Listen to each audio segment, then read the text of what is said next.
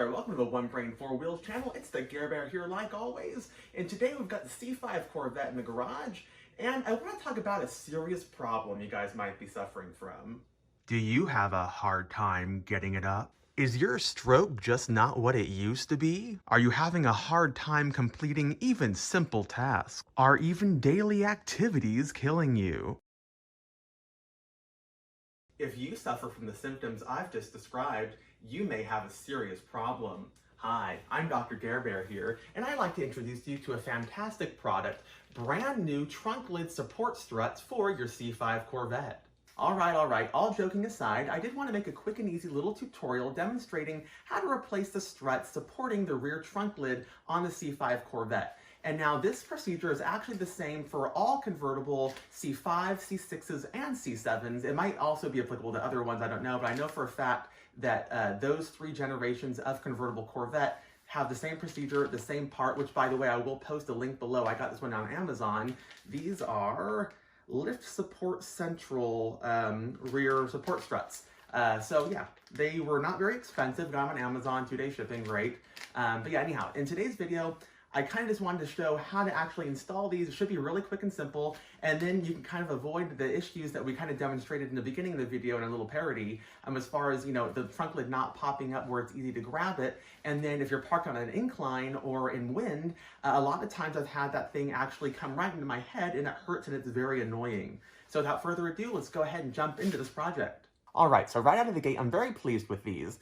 So initially, upon opening the package, I noticed I hadn't supplied any grease where this is actually going to mount onto the ball fittings on the hinge. And so I was just going to supply my own, some multi-purpose grease, maybe some white lithium grease, something like that.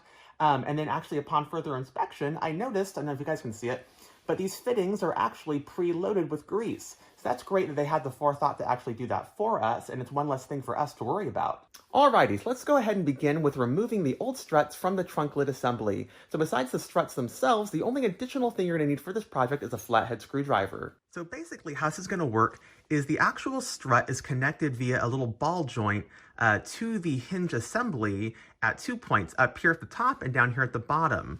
And they're both held in the exact same way. So there's actually, if you can see here, a little metal kind of a band going across there.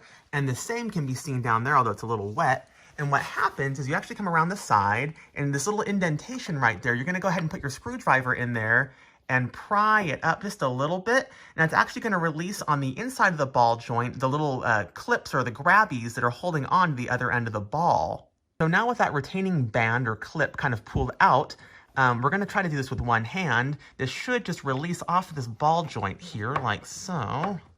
This is really hard one-handed. It's very easy if you just do it yourself. There we go. You see it come off? So I understand that was probably kind of hard to see live, but right now that retaining band is actually still in the release position on the back. If I kind of come around, you can see it's still pulled out just a little bit. I'm going to go ahead and push it in though, and hopefully you guys will kind of be able to see how those little grabbies on the inside kind of clip? Now imagine that's where the ball is actually sitting in there, and then those little ends of that metal band kind of clip around the narrow part on the other side, holding it in place. So when you're pulling that band from the outside, you're essentially pulling those little retaining bits of the ends out, kind of pulling it out of that assembly so it can no longer hold on to that ball. So you're kind of pulling out and it's going like this. Alright, so moving along, I wanted to demonstrate the difference between a good versus a bad strut. So here's the bad one that I just removed, and you guys can see I can move it up and down very easily. It feels like a bike pump. Now I'm going to put that one down, and here's our new one. Now I'm not a very strong guy, but I can't get this one to move at all. So that's the difference between having a good new part and an old one. So as far as the install goes, even easier than the other process, which was also easy. First off, the little balls kind of coming off the hinge assembly there, I just wiped them down because mine were wet, because it's been out in the rain recently, and also because they were full of gunk and shit, you know, just from 20 years worth of crap. So now that they're all just kind of literally just wipe them down with a rag, look great. You're just going to go ahead and assemble this thing with, remember, the barrel of the strut up.